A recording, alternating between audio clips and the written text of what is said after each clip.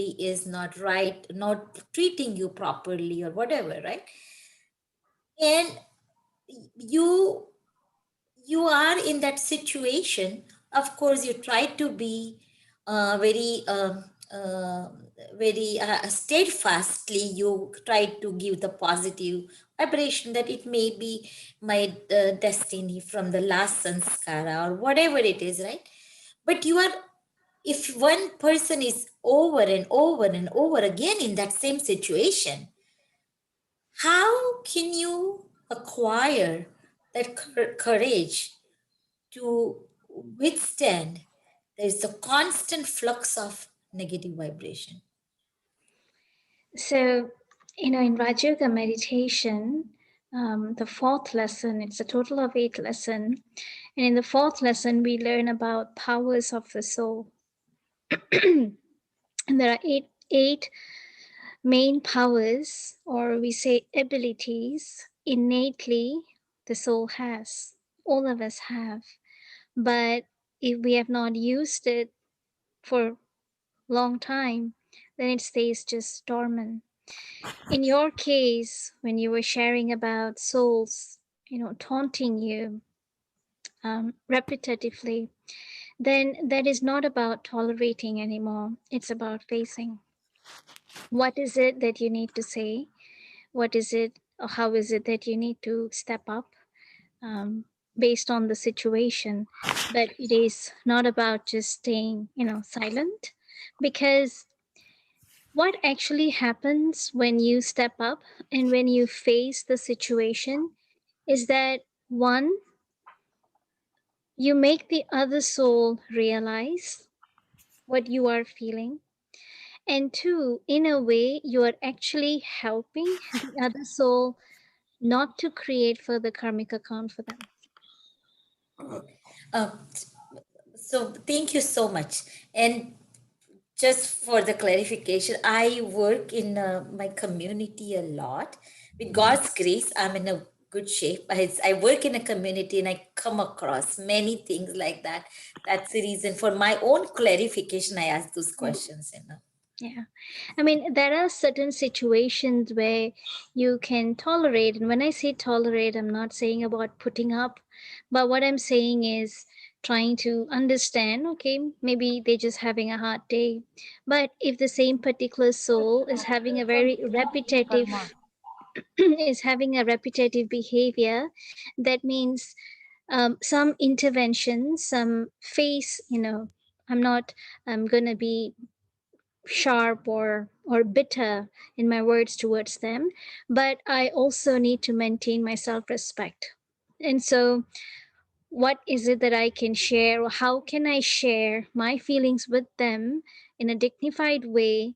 And I share, okay, this is not right, or this is what I am feeling, and I would request that, that that we don't talk about this matter anymore, or XYZ.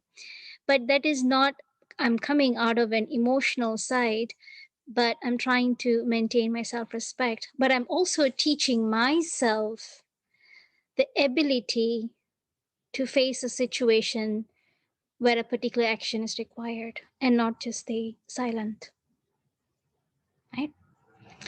So that's why spirituality is not teaching us to be naive.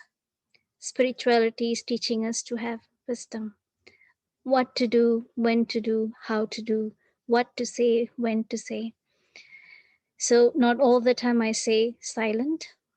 When it's needed, I say silent. When I need to speak, I need to speak. Okay? If that answers your question, then can we go ahead with the meditation? Was it Rupa Ben? About the children. Yes. As I told you, because we teach like around 400 kids, and I see there is always a struggle, and it has happened that even we as a teachers, we see that this is not the right path this kid is making, Parents know that. Um, and we try reasonably to explain, but they are at that age 14, 15, 16, 18. It doesn't matter. So in those cases, how do you manage? Because as a teacher, as a parent, it is my responsibility. As a human being, as my responsibility to teach that kid, at least to guide that kid. So at that point, if I tell myself, though it's a different soul and he will learn from his or her mistake, by that time his lifetime is over. And it has happened that it has, I know people that Yeah. the brilliant kid, and just it's in a he must be around 40, 45 now, and just clueless. Mm, yeah. So this is a good question, Yeah. but let's go ahead with today's topic because Sure. this really has to do with children with today's class, and Okay. then see if you get your answer along the way. Sure. And if by chance you feel you need more clarity, Right. then let us talk in Sure. Sure. private. You can Sure. call and we Definitely. can discuss this further. Yes. Yeah. With God's So, grace, I just for the school. So I'm okay. I'm fine. Yeah. Thank you. but it's good as a teacher. You're also a second parent. Right. So, So, what a child may not be able to learn from home, they come to their second home, which is school. correct. Correct. So So, and there's a question. It says, when meditating, do you chant anything? In meditation, here in Raj Yoga, we don't chant anything. We just direct our thoughts based on, say, example, the commentaries that I give you. You are directing your thoughts as per what I'm saying. And in that sense, there are many commentaries. That's one way of meditation. And another way of meditation is contemplative. You read some spiritual knowledge and then you contemplate, how can I apply that in my day to day life? Of course, in some form of prayers, they do have chanting, and there are other meditations where they probably do have some chanting. Here in Brahma Kumaris, we don't chant, at least not with our mouth, but it is all about just directing your thoughts in the right approach, giving a right food for your mind. So accordingly, thoughts are created. So this is what we practice here in Raja Yoga meditation. So what I'm going to do now is let us head into the meditation, because today's topic is quite huge, and I just wrote down some very important questions to ponder in a slides. Questions that students or parents have asked me before. So I just felt it was very relevant to share in this class. So we'll go ahead with that after the meditation. So I'm going to mute all of you so we can peacefully begin our meditation.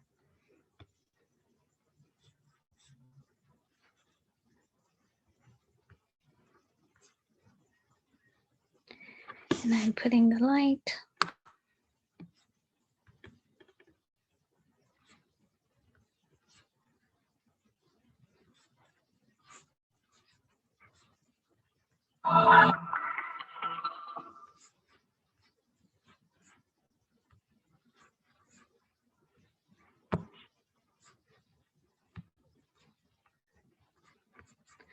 Okay, so here we shall start.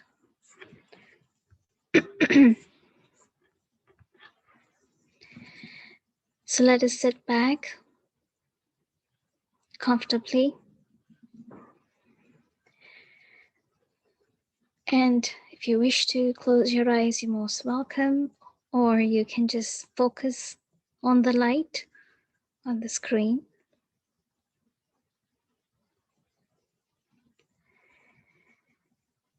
bring your focus to within yourself. And if there is any background sound at your place, you can just ignore that and let us bring our attention to our present.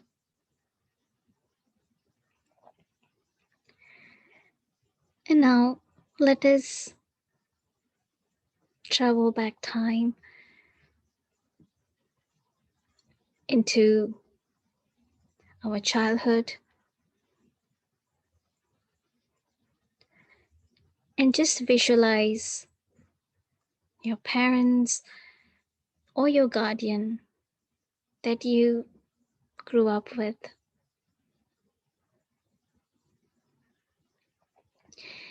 See them in your mind.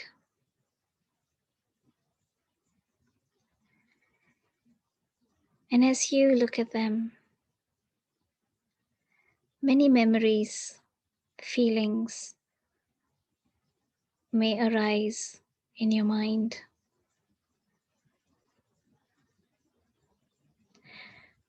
Ask yourself, how has your growing up days with them have been?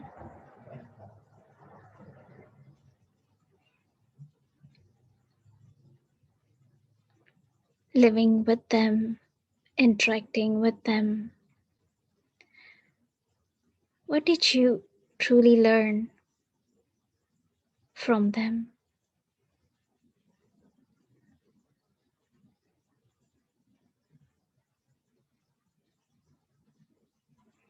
It doesn't matter if the experiences were beautiful or the experiences could have been a little bitter. But what did you truly, deeply learn from them?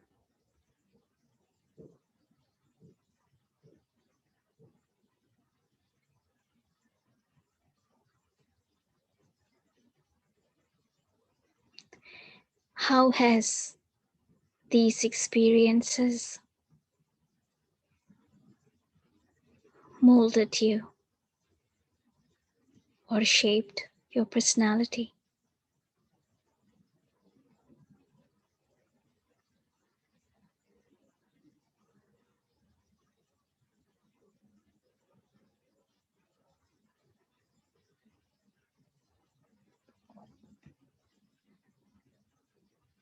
And now, coming back to you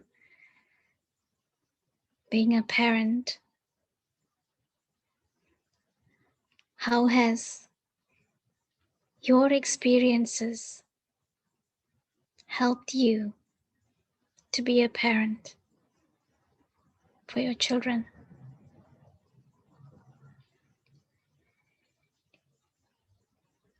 Whether they are your biological children or any soul that you consider to be your child. How has your personality, your past experiences helped you in dealing with them?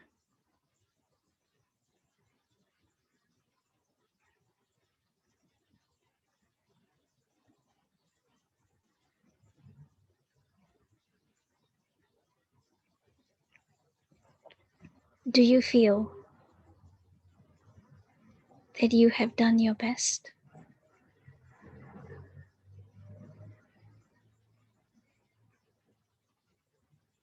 Or do you feel that you do have some regrets that you wish to change?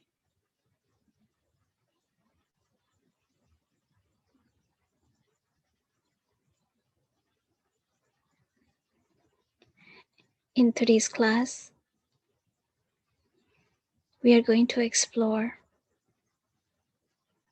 on deeper aspects about this sacred parent-child relationship, and how we can use the laws of karma and spirituality to make this relationship positive and powerful. Om Shanti.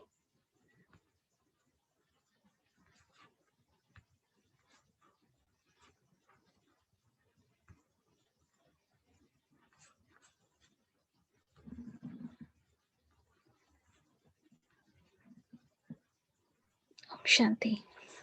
Om Shanti. Om Shanti. Shanti. So, were you able to Om Shanti. contemplate on the questions during the meditation? Yes. Yes. Yes. Yes. So you don't have to, answer to the group, to me right now. It's quite personal. It's with you. But in today's lesson, there are some very big questions, very deep questions, I would also say. So please mute yourself, whoever is not muted. I would request that unless you have any questions to ask, please stay muted so that it would be a big help for all of us. So nobody's going to have any waste thoughts during the class, because that also becomes a subtle karmic account when we are disrupting unintentionally also during the class. So that's a request. So now I'm going to bring up some slides. Again, these were questions that were asked or that were shared with students in these many years. And so I just felt it's quite important for us to discuss on this. So again, based whatever statistics that I would show in these slides, it is a statistic that I took from the NIH, National Institute of Health. And these statistics are not worldwide statistics. I'm just talking about the country. I'm just talking about the US. And a lot of these statistics of the US are quite severe, I would say, quite serious compared to the wider world.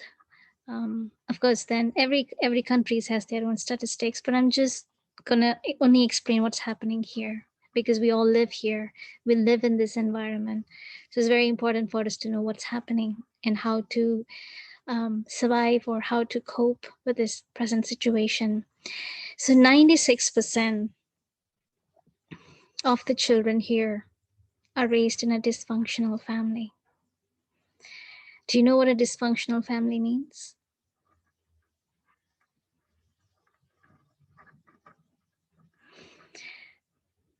Now, in some family where either the parent, either one of the parent could have left body, or divorce, or violent, abusive, or sometimes we may not, it could be, it may not be so highly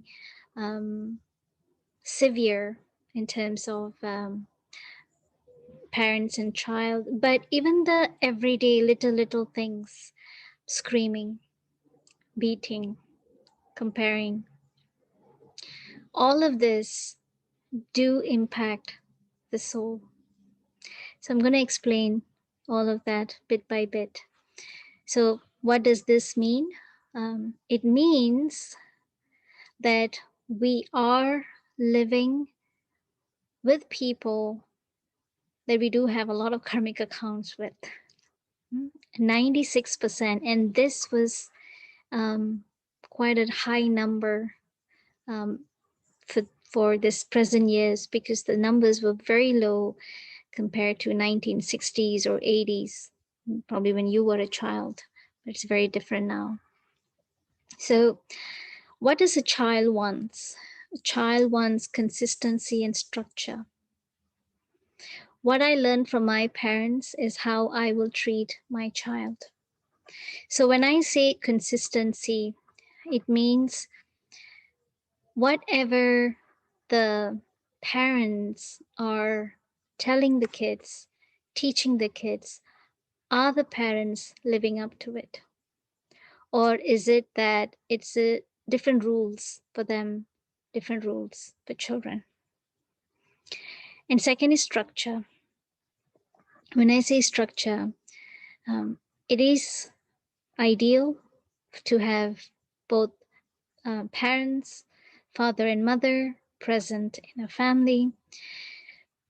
If the family is broken, whether through divorce, whether through death, or through separation, in some form of separation, then the child loses the structure. Then it feels as if the child is then heavily depending on a solo parent. And there's just a lot of heavy dependency and expectations out of that single parent. So, this is what ideally is best for a child. But of course, if we are able to provide both of this, fantastic. But in some cases, things happen, especially in terms of structure.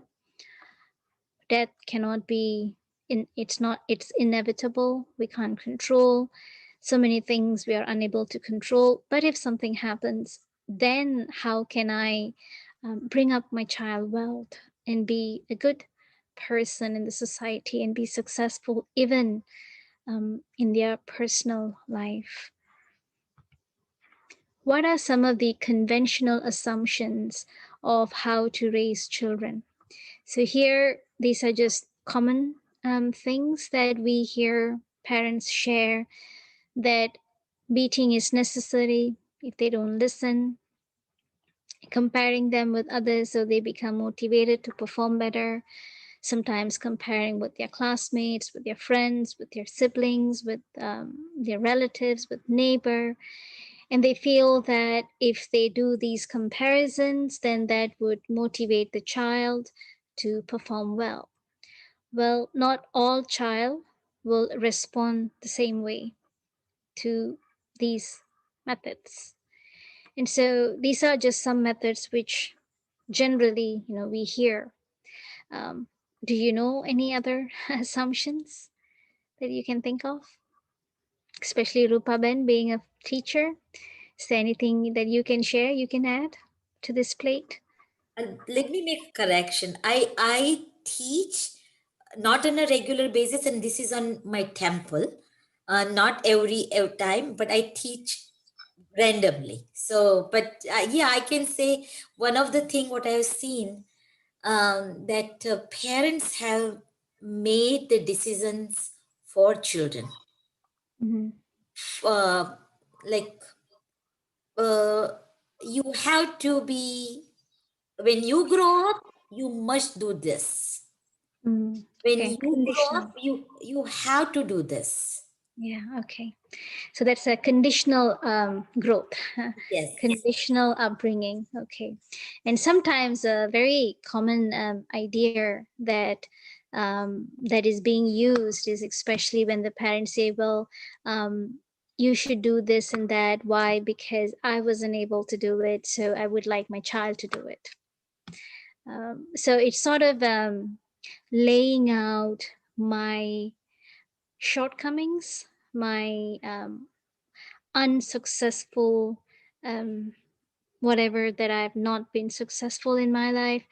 I sort of lay out that on my child, and I wish to see them succeed. So these are again a very heavy duty expectations that a child is forced to live up to. And in that sense, the child's freedom, choices, favorites, ideas are then taken out. So then the child is forced to conform to that atmosphere. Okay, so that is also another conventional methods of or what people feel is best to bring up a child. So now let's look what happens next.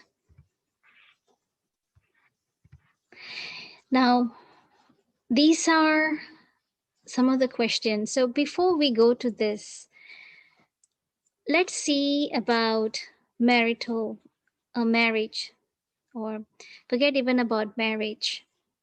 Let's talk about, yes, having a marriage and then having a child. It seems, yes, that's the normal process.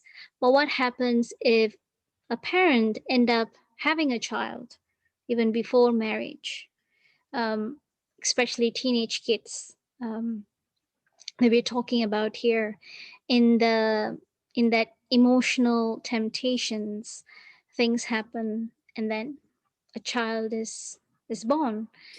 So then what happens in that sort of circumstances in that family, right? So that is one subject that we're talking here. That is one subject that we're talking here. And two, um, after getting married, it becomes sometimes a pressure to have a child. What society feels, what in-laws, parents, what do they feel? All of these pressures are then added to the parents, and then they end up having a child. But then, are they truly ready? Are they truly ready to take up this responsibility? So here I'm gonna lay out some questions for you, and then you let me know. So here, is it wise to ask these questions, to my own self before having a child? Can I afford it? Because money also is a big deal, in upbringing a child. Can you be committed for the, say, next 20 years in the future, committed to this child, bringing up this child? Are you committed? Are you and your spouse relationship stable? That also is very important for a child. And then this is a very, very important question. Why do you want a child? Is it to take care of you when you grow old? Mm. And when I wrote that slavery, I'm just saying is that, oh, I need to have somebody to look after me. Well, we always can pay for nursing. There's so many other ways where you'll be taken care of. But do I really need to upbring a child for that purpose, solely for that purpose? To help you in your business, because there are some children have also shared their frustrations, how even from the start they have been coached with the thinking, when you grow up you have to inherit. Especially when I was in Delhi maybe about 4 years ago, I was visiting we have a huge retreat center. It's called Om Shanti Retreat Center in Delhi, and I was staying there for like a week.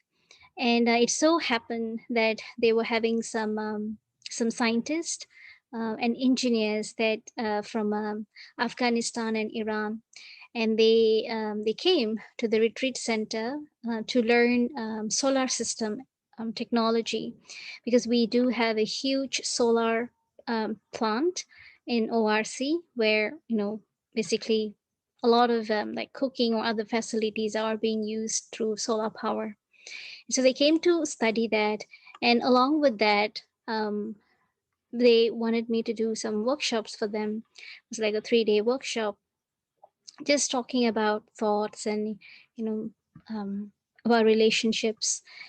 And as I was talking to them, coming from a war zone, but also a lot of them, they grew up from a very, very, not even a moderate family, but even less than that. Some of them grew up in farms, some of them grew up in barns. Um, so just different ways of living with family, with parents. And they have shared how, even from a young child, they were forced to do, or they were trained to think that they have to live up parents' farming or business or estates or any form of businesses that the parents are doing. So, excuse me, let me turn off this phone. It's, I usually turn it off before the class, so there's an intro. Okay. So then that sort of feels as if then there's no point of studying. If I have to eventually end up here anyways, then there's no point of having a dream, because this is the only thing that I'm told and this is the only thing I'm exposed to, and I'm not given feedback or support if I were to choose the otherwise. So again, that's the question, to whether is it to help you in your business. Okay, and that becomes like a free labor. Am I pressured by others? That means I'm trying to please my in-laws or my parents or the society. Or do I purely want to have someone to love and to take care? And that becomes a commitment, responsibility that I'm not forced to take, but I want to take. Then that becomes a different approach towards that soul. So these are questions that is very, very important to ask ourselves, especially people who want to be parents, because you need to know what is it that you want and are you capable to live up to it, rather than just doing it out of temptations and then later regretting, or just not paying or not doing your responsibility and just leave out. So these are very, very important to children. Next, why would a child be born in a dysfunctional family? We do see children being born in well-to-do family, or even if not well-to-do but very loving family. And then we see the otherwise, children born with a lot of wealth but not much care, affection in the family. Is it helpful to consider it to be a punishing karma? What do you think?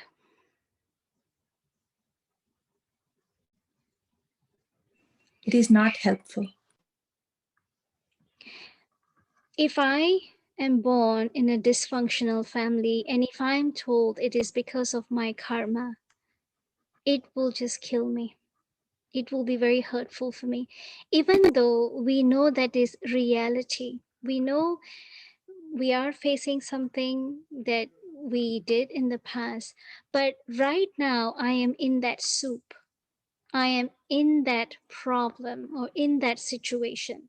And if I am being reminded it is my karma, it is not going to help me to grow or face. It is just going to slowly bury me in misery. And so I now, how do agree with I? that. I do agree with that. It's called guilt.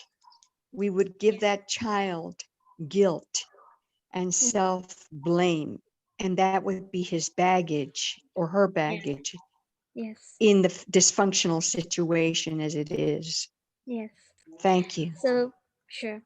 So then, I, how? Yes, Sister Vino, it's not a child's fault. And we see that in some cultures that they wanted a boy and they get a daughter, and all the guilt is laid on that daughter. And she lives through it, blaming herself. So there are a lot of things. It's not a child's fault when it's any kind of okay, circumstances in a dysfunctional family. okay. So let us now see how can we then approach such situations.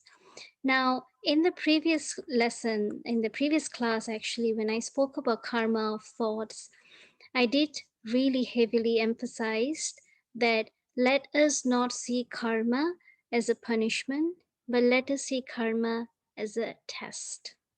Okay. When I see karma as a punishment, then I feel this is fate. Then I feel there is nothing I can do, but I deserve it. But if I see it as a challenge, as a test, it means it gives me the hope, feeling, okay, now I have a choice to make. Now I can choose how I want to respond. I can choose how I want to live and think. It is always a personal choice we have, how we would like to approach that challenge and how we want to perceive that challenge. But definitely never to use or never to even analyze a situation thinking it is a punishment. It is never helpful. Then um, it will slowly kill off my ability to face, to live in society, because I will be living with guilt and I will always feel I'm a victim. And I will always feel I'm paying back something which I don't know what I did. Never. So never ever see karma as punishment. See it as a test for you, a challenge for you to overcome, and you have a choice now. So that is one. Next is a child raised in problematic family will always be in a survival mode all the time. And personally, when teenage souls, when they come here, of course, initially parents would bring them by force, and then, oh, please fix them. They tell us to fix them. And then the parents are constantly complaining to us about what the child did and how they are, and please fix them. And then what I would do is usually I would send the parent, go and sit in the backyard, or go a different place, but not in the same room where the child is, because the child can never then open up and speak. The parent is there. And then when you start, like, when I start talking to them, just making some jokes and making some humor, or just talking something nice about them, they open up and they share. And from their sharing, you can feel that how much the soul feels very vacuum. There's like a vacuum within, feels empty, feels very suppressed. And they are constantly having in their mind, it's like a survival mode, because anytime anything can erupt in the home between parents. So always it's as if living in a war zone. Constantly I have to protect myself, I have to back up myself. They live in that survival mode, and that pattern stays in their soul sometimes for a lifetime if they don't work on it, if they don't feel that it is necessary to change, because they've already sort of lived, and it has become really a deep rooted sanskara in that soul. And that's why I say they will never learn to be normal. And not to say they will never learn, but it becomes very, very hard for them to be normal. And when I say normal, means adapting, to be sociable, to be able to find a solution in a situation, not to just crumble down and just pause, unable to face situations. This is what I mean by normal, not living as a survival mode, but really living and enjoying life. They wouldn't be able to do that. And even if they face a normal situation, they will not know how to respond. Say, example, they meet um, another soul who could be friendly with them, who could be very loving in nature. But then these troubled souls, they are not sure how to react. Yes, they can get very possessive with other souls who are being good to them.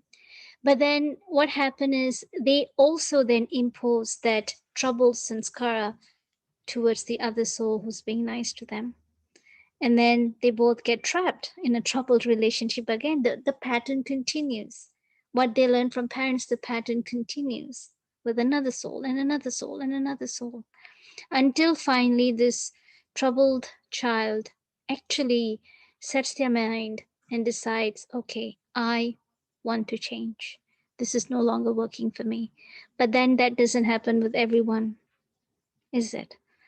And not everybody is sort of willing to come out of that comfortable, adopted character, way of living. So this is one.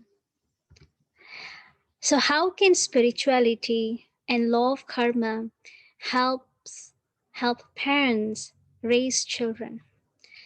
So it is very important to consider a child is not an object. And when I mean by object, I'm saying that okay, I can mold and create them however I want. I will make, like how Rupa Ben said, I will make the decisions. I know what is best for them. I will tell them what they need to do.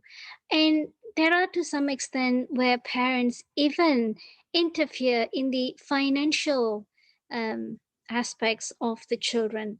Um, if they are earning, how much they should contribute here, how much they must give for the family. They have to do this, they have to do that, in many many aspects, where then the child becomes crippled within, and they are unable to take their own decisions.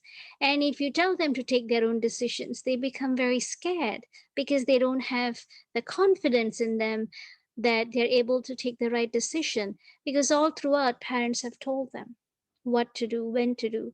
So every decision were made by parents and directed to children. So this is what I mean by child is not an object. They are souls who have their own sanskaras and personalities that has nothing to do with me.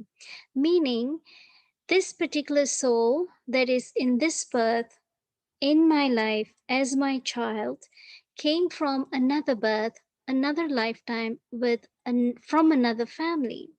And we have no idea what exposure they had in that family.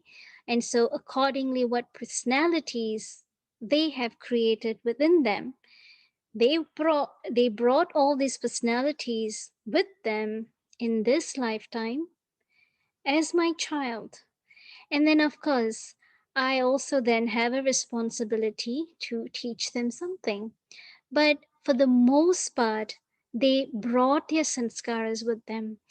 And if I were to just give you an idea of how those sanskaras are, you can say 70% they bring their own sanskara, maybe 20 to 30% is what they learn from me in this path. And that do make a difference. Even if we say it's just a 20%, it's just a 30%, no, you are adding to their memory track. Every birth, we are adding to each other's memory track, to each other's personality. It just make a lot of difference. And so I need to adopt the vision to see the soul in that body, an individual soul that has come in my life, and I'm responsible to guide this soul in the best way that I can, playing my responsibilities in the best way that I know, that I learned. And so let me give that for them. But what happens is the child will absorb from me. Yes, whatever I learn, the child will absorb from me. I can also be a guide for them. I can teach them. I can, show them a way.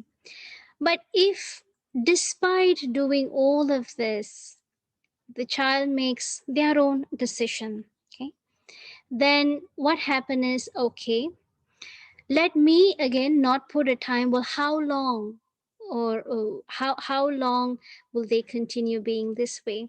When will they learn? Time is short. Again, we cannot put, we don't know the answers to all of this. We don't know when will they learn, but can I create the consistent environment for them, or at least can I have a consistent vision for them, that no matter how long or when the soul decides, I will always maintain my love, my respect, and my support for this soul? Can I have that stable vision for that soul? Very, very important question. And so they are depending in you to provide them the necessities, and they become your responsibilities, in this birth. If as a parent I don't fulfill their responsibilities, then I cause negative karma. That child also learns the negative habits from me, right? Due to my negligence of responsibilities. And then I have to pay the interest for that child's negative karma as well. Because if there are certain habits that child has learned from me, I became a cause to form that personality in them. And then they carry forward with that personality with other souls. They create karmic accounts for them. I do have a share in that karmic account. I not entirely, but I still do have a share because I became the reason. It's very important. Of course, I may not be reason for all of their personality again. What I have brought into them, I'll be responsible for that. Whatever past they brought from them, then the other souls are responsible. But it's very important for me to remember that I actually also can become a reason for someone else's karma. I also can pay interest for someone else's karma if it was initiated, inspired by me. So, this is the contract between parents and children. Very deep and very subtle contract, but both souls are paying heavy price as a parent and as a child. Right? I The have a next is question here. Sorry. yes. Mhm. Like you Yes. said that we are creating a negative karma, but is it possible that I had negative karma in last birth and I am just paying for that in this birth? Okay. I mean, this life. Yeah. How do I know if it's I'm causing a new one or just paying the old one? Okay. It's again, it's a very, very deep question whether I am paying or I'm creating. In this birth, okay, whatever I'm experiencing with my child, it's definitely could be a past due. Okay, something is going on, some karmic thread is going on between me and that child. That is why things are happening. But then I don't know if I'm creating a new or I'm creating or settling an old. But either way, I can decide now what I want to do. I can decide now. It really doesn't matter whether I'm creating or settling, because at the end of the day, it's my responsibility to create a safe ground for me and for that child. For me to create my fortune and to help that child to create their fortune, actually. So, again, let's see karma as a test, as a choice. Let me see it every time. Okay, now I'm faced with this challenge. What is my choice? How do Thank I you. want to respond? Right? Thank So, you. now, sure. So, again, now these are how to deal with special needs children. Okay, again, back to statistics. It used to be in 1980, if I'm not mistaken, or 1991, 1 in 30 kids used to be autistic, but now it's 1 in 4. Very, very predominant, and you see, I'm not sure. Maybe you would see hear a lot of parents that they call or they come. They have these special needs children in their life, and they are coping on how to deal with these children. So this means that there are more souls with higher karmic depths with each other, in a way. That's why this sort of um, challenges are coming in their life from each other. So such parents, again, if it happens in the family, I can't avoid it. I can't just run away. But such parents need higher internal stability and resilience to raise such children. Because what happened is in that um, in that picture of a parent and a child, it's not just the child that's learning from the parent, but the parent is also learning from the child, actually. The parents is also learning, especially we do have this family in every case, and they have twin boys, and of course the one is autistic and the other one is brilliant, like absolutely brilliant. Two absolute contrast in their personality. The autistic one is a little hyper, of course. We know some autistic kids, they are not able to sit down, or they become a little hyper. And then the other one, the brilliant one, he also has hypersensitivity, and he's very, I would say, he's quite quick, and he cannot sit down. He needs to do something, he needs to work something, he needs to be somewhere, but he's brilliant. So then parents, they found out that their sons are autistic when the sons were like 5 years old. So they found out early, and then whatever the parents, the measures that they had to take, um, sending one son to the normal school, and then the other son to special school, and then they go have home tutoring for the other son, in terms of like just motor skills, to do daily activities that's very normal for us, but it will be difficult for an autistic kid. But throughout this whole journey, now they're 18 years old, both of them are 18 years old, but just I've witnessed this whole time, just knowing them throughout this whole journey. I saw how the parents grew up, like how their personality, what did they learn from the kids. The father is actually very short tempered, and he's also the type of a restless soul, and the son's picked up. But now the father was forced to calm, was forced to be more patient, to be more tolerant.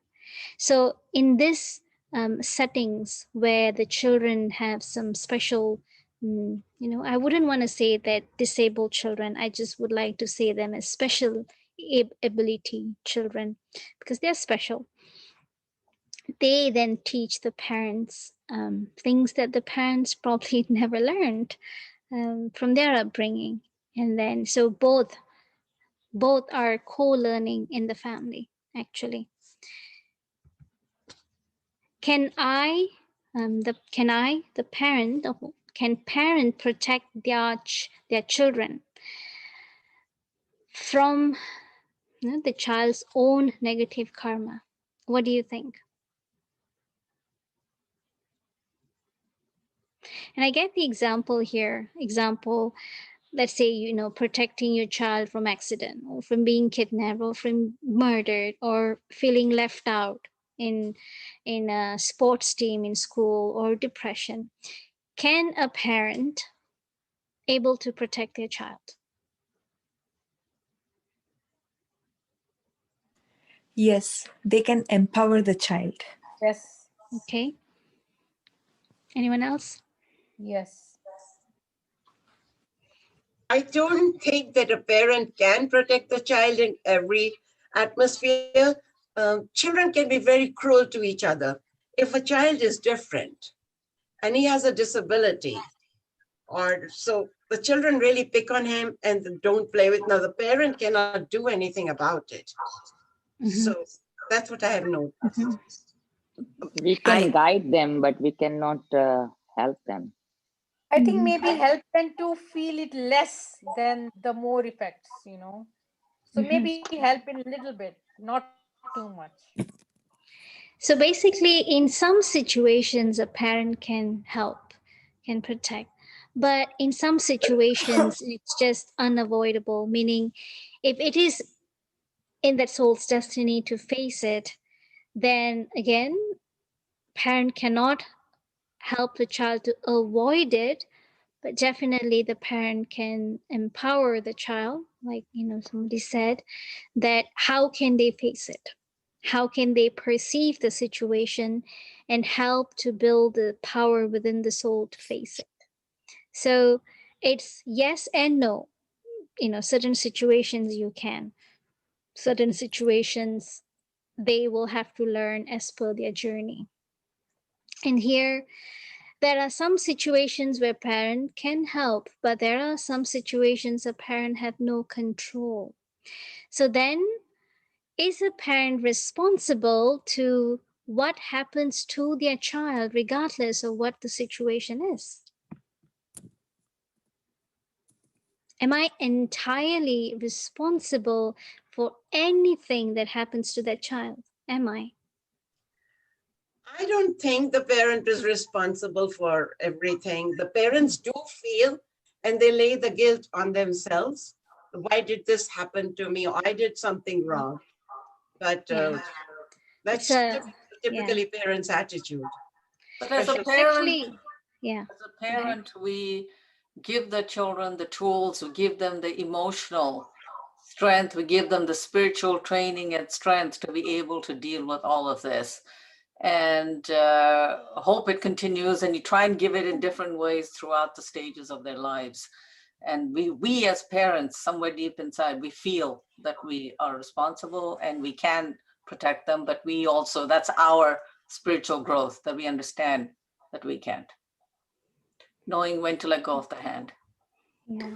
Also, So like it is, instilling self-confidence and believing in yourself. If you instill that in the kid, he grows up with a lot of confidence and may be able to, whatever happens in school, be able to deal with it more convincingly. mhm.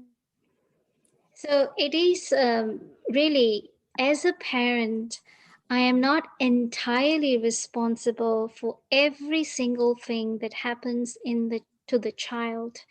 To somewhat, I do have, again, responsibility, but to the other greater part, remember we said about they also have sanskaras that they brought with them from a different lifetime. And we can be doing our best, and that is all that we can do. And further than that, then that becomes the choice that that soul would take, the child would take and do. And again, despite the choices that the soul make, I would like to be present as a support for them when they need me, rather than imposing what I know best, or feeling that I am more experienced than you, I have more answers about life than you, and then sort of imposing that on the child. So parents never, should never actually have the guilt within them if they feel they have done their best. So it's a personal checking point for me. Have I done my best? Have I given my best? If a child suffers, does the parent have to suffer too? This is again a very, very deep question, because as parents, we can become very, very attached to children. And when we become very attached, we tend to then suffer for their karma or for their choices that they have made in their life. We tend to take it very personally. And when we take it very personally, two things happens. One, my own, I would say, self-confidence, or I start doubting my abilities. I start doubting what I have done and given. Maybe it's not enough. Maybe I just was not a good parent. I did not know. Again, start doubting my ability. And second is, my relationship with my child become constrained. And constrained means I, each time when I see that child, I also suffer. Whether that suffering could be in terms of pain, or just being upset and mad at them, venting out with them, not wanting to talk to them or see them. I feel they are a disgrace for me, XYZ. So if another soul, after I'm doing my best, if the other soul decides to take a different option, decides to do as per what they feel is best, then let me not suffer for their choice. Let me not suffer for their karma, and let me not doubt my capacity or my capability, but instead, okay, I'm here for you if you need me. But that's not coming in the form of sulking. That's coming in the form of acceptance. Because sometimes, as parent, after giving advice, after telling, and then if they still go ahead and some mistakes, something happens, and they come back, it's, very quickly we say, well, I told you so. You didn't listen to me, and see what happened. So next time, keep in mind, whenever I say something, I am saying it for your own good. So listen to me. These are some of the um, very common, I would say, common words that a parents would say to a child. But then if you put your foot, if you put in, you step into the shoes of a child, what is that child feeling when they hear these words coming from parents? One is the child, of course, the ego of the child hurts also. So one, the child will start avoiding you, or they wouldn't want to share with you any decisions they make, because internally they start feeling that you are not supportive, or you do not believe in their ability of making decisions. Or two, they become incapable. They just lay heavily dependent on you for you to say each time what they have to do. So then they stop thinking for themselves. They just depend on you to tell them and direct their life. So two consequences can happen to that soul. And these consequences, or these incidences that happens in a child's life while they are growing, it lasts for a very long time in that child's life, even after the child becomes a parent. It's sort of, they are paused in their childhood, and they are unable to come up unless certain situation happens, sort of repeating the pattern of a parent to another child. So these are what usually happens in a child's life, what's happening in the child's mind. And here, actually, this is one of the teacher, she's a BK teacher, in a third country. She shared this when we were in Madhuban in Mount Abu. She actually shared this. She said in her school, in her class, 50% of the students wished to die. They wanted to die. And when she shared with us, we were very shocked, like, why? And then she said that a lot of these kids, because it's a third world country, they either lived with their grandparents or relatives. And the parents worked overseas, so they could provide financial support for them, and they could help the child's education. And whenever the parents come back, they would bring like money or anything, gifts for the child. But the child missed feeling loved, being present for them when they needed them. So these feeling of being left out, not cared, unimportant, it it grows in a child, and eventually they feel like everything is very materialistic.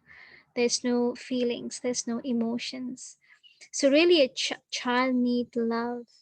They need presence, not material present, but they need your emotional, physical presence.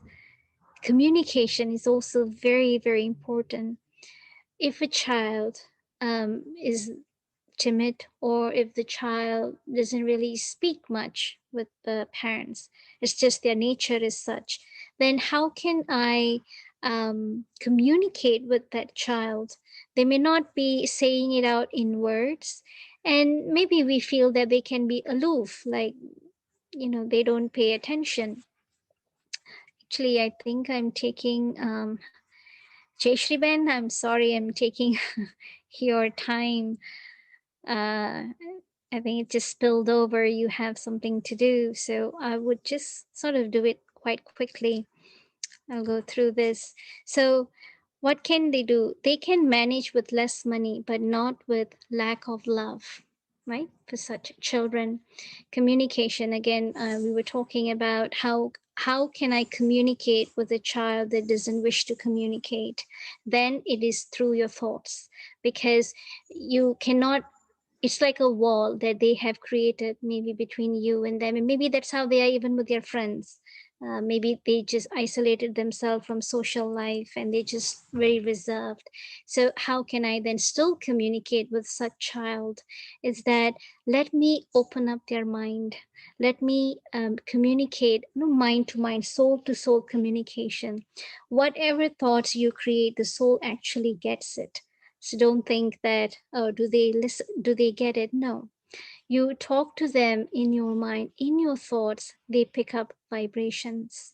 And then the more and more they experience vibrations of acceptance and love from you, despite whatever the situation is, despite however they are acting, that will break the wall. They would then open up. So these are how tools of spirituality, how we use with different personalities that we see in children, but definitely power of thought speaks louder than words or actions. And intentions are definitely very, very loud, a very loud communication that happens between two souls. And I would just go. So, how many slides do I have? I'm just seeing. We can extend it for the next week if you want, if Yes, you have more slides. let's do that. Yes, let's do that. I probably have Yeah. another 3 more slides. So what I can do is we will pause here, and then in the next class we would finish off this before we go to the next topic. Sounds good to everyone? Right. The reason is, I have to go for Yes. my Yes. grandson's ceremony. Yeah. Yes. So So sorry. no to cut problem, no short. problem. I have to go as well. Thank you. Okay, Yeah. so we will end here, and we would continue these in the next class, next Thursday. Okay? Perfect. We can even go a little bit of a recap. Yeah. Sure, we will. Okay? Okay. Shanti. Thank you. Om Thank Om you. Shanti. Thank you. Thank you so much. Om Shanti. Thank you, Sister Om Vino. It Shanti. was Thank you so wonderful. much. Om Thank you, Shanti. Vinabin. Om Santi.